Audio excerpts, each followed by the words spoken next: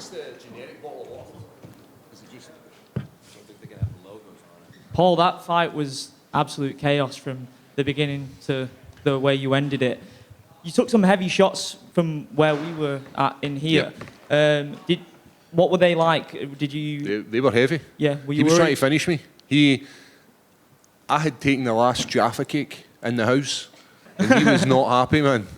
He was wanting to stop that fight. I've never heard that analogy before. Have you never? At a UFC press conference. I had a big brother, and if you took the last Jaffa cake, that's what you were getting. And you were shouting at your mum, "Mum!" You look calm in there, though. You look calm whilst that was happening. You know, I've been in this sport, although it's just a blink of an eye, all these fights back to back set you up for this kind of stuff. Emotionally, I'm ready. When I first joined the UFC, I wasn't. Very green, very naive, didn't really understand the sport, didn't really understand the emotional connection. Like, now, I can control my emotions and I can use them to fuel me in fights.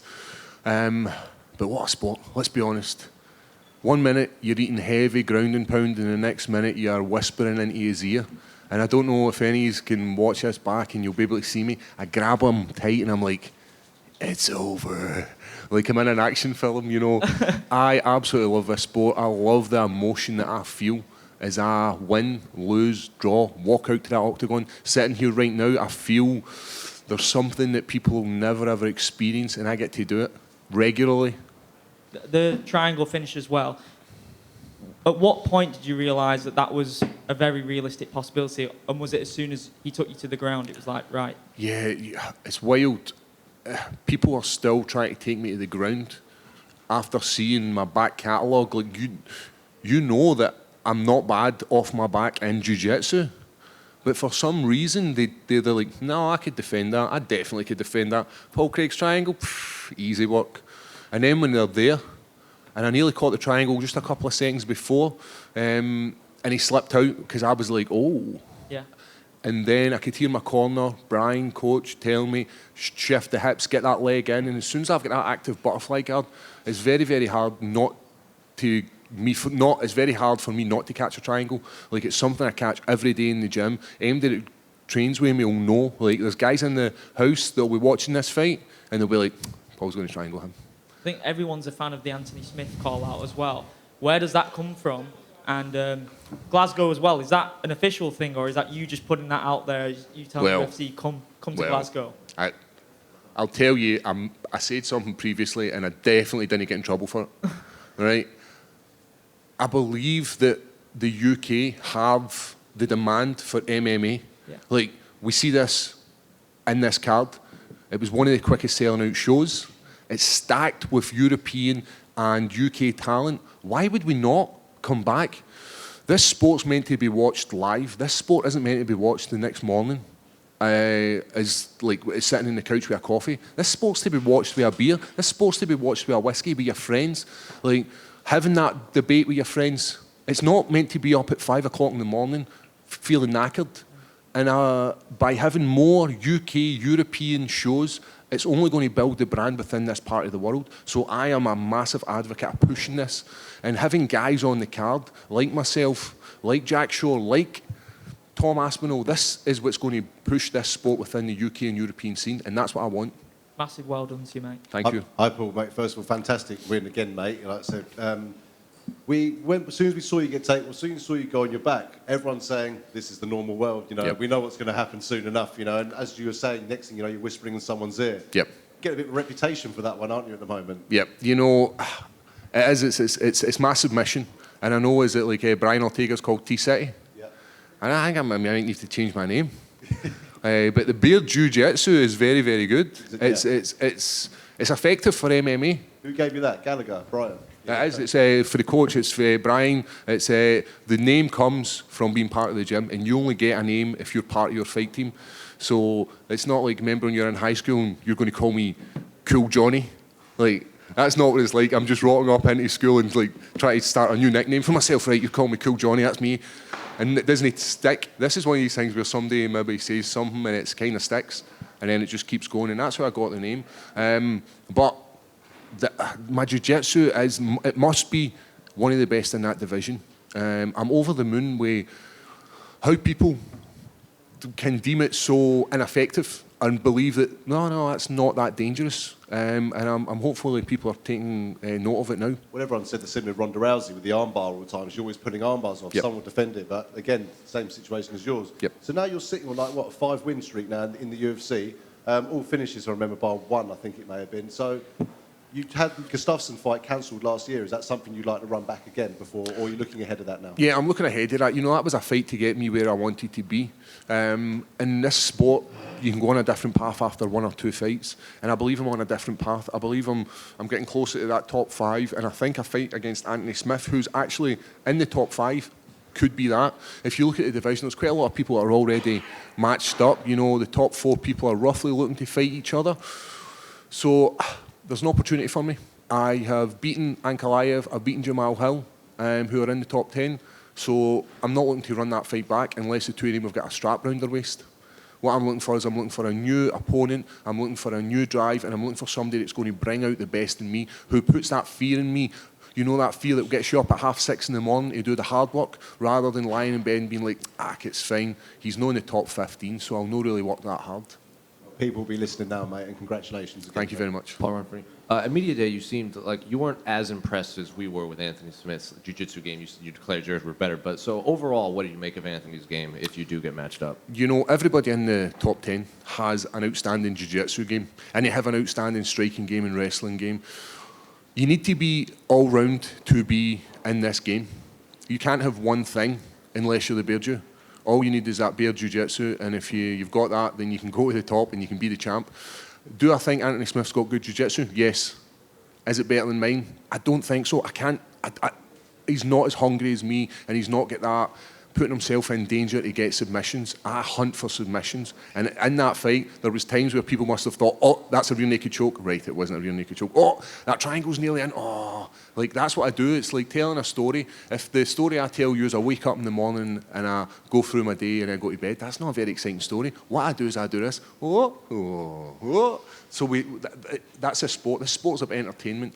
And I believe I entertain people when I step into that octagon. That's me. Who we got? Nobody? Sorry, Paul, just one more. You're one step closer then to the little kids going into school instead of doing a report on Paul Craig, Yep. like you said. How does that feel? And when you're going into these fights, do you think it is last chance saloon, like when you were getting the ground and pound there, and you think, could it be it for Paul? Do you feel that pressure going into the ring that every fight could be the last because you're on that journey, that last chance? Yep, it is. And I think that's fuel for me. If you believe this is the end game, then you'll work harder. Because nobody wants to end this sport. I know I say 35, but I'm so close to that gold. And I believe it. And going back maybe last year when I was like, confirming the 35 number, I was like burned by the sport, you know. I had fights cancelled, so I was like a wee bit emotional. I was like a stroppy kid who's taking his ball and he's going home like, nah, this is it. I'm throwing in the towel because I'm annoyed, because I'm not getting the recognition I deserve. What I believe with this fight, getting the victory, is I'll get the recognition and I'll get some sort of love from UFC fans. I know you talk, finally, just one more. I know you talk fondly about the Scottish crowd. How would it mean to you, apart from a title, to take the UFC to Scotland? Yep. How would that actually feel for you? Would that be a bucket list type thing, yeah? Yep. The last time I was in Scotland, I didn't bring the mustard. I didn't have the minerals. And it haunts me. It's one of these things that really hurt me, the fact that I couldn't show the fans of Scotland, my home country, what I can do. And it's like one of these things where, like, Paul, you need to go to Scotland and you need to get that victory back and you need to show them that you are the prodigal son of Scotland. Like, I want to be a Scottish legend. I want people to be like Paul Craig, the UFC Scottish guy. There's nobody else there, it's me. Hey, Paul. Thanks. Just over here. How you doing, man? Yeah, I'm good. How are you? You're looking sharp. Thank you. Thank you very much. You looked even sharper in there, by the way. Thank you very much. You touched on it a little bit there. I just want to ask you, how elated are you that you changed your mind about retirement? Can you put it into words? Yeah, you know, when I say I changed my mind, I didn't change my mind. My partner went, nah, not today, son. Ruffled my hair, slapped my arse and sent me on the way out. As I said, like, a woman can change her mind. And she sat me down and she spoke to me and she said to me, do you genuinely believe that you can walk away from this sport? Like, after this victory, you imagine walking away and just being like, yeah, just betting 9. I just bet a title contender. I just bet a man who's went the distance with some of the top guys in this sport, and I could just walk away. I don't think I can, man. We're only getting started. I'm 34, and I'll be very damn close to getting the belt by the time I'm 35. There must be something very comfortable about your legs because it seems like everyone just wants to get stuck inside them. Yeah. Like, you coming on to me? You dress sharp. Are we? I was... No, you know, I can't understand it myself. You know, when we see guys when I'm watching fights back myself, and I'm like, I'd be able to do that, I'd be able to beat that. People are doing the exact same things to watching my fight. They're like, Paul Craig, he's the easy work in this division. He's racked himself into the top 10 by triangle folk. I'm going to be able to beat him. We're going to see that I can't be beaten that easy. I've got something in me that won't allow me just to give up when I'm getting, like, that shoulder press that he was driving onto me, I'm assuming you've watched the fight, you'll see, that was heavy. He was so strong. Like, he's super, super strong, young, hungry, with all that experience. Spartan kicked me in the face. Like, what a sport, but like, I genuinely cannot believe this is the sport I do. I just want to say congratulations, Paul. I'm super happy for you. You're a mixed martial artist in every sense of the word, so congratulations. Thank you very much, friend. Hi, Paul. How you doing, my man? Good, man. I'm just curious, you said that the top 4 are kind of ready to fight each other now, and by the time you get to the title shot, who do you think will hold that belt? So the question is, does Glover get beat off Yari? I don't think so. I think Glover's too old in the tooth, you know. He's experienced, he's been there, he's done it, he's been with the strikers, he's been with the wild men. You know, he has been in this sport for a long time. And I don't think Yari's got what it takes to beat him.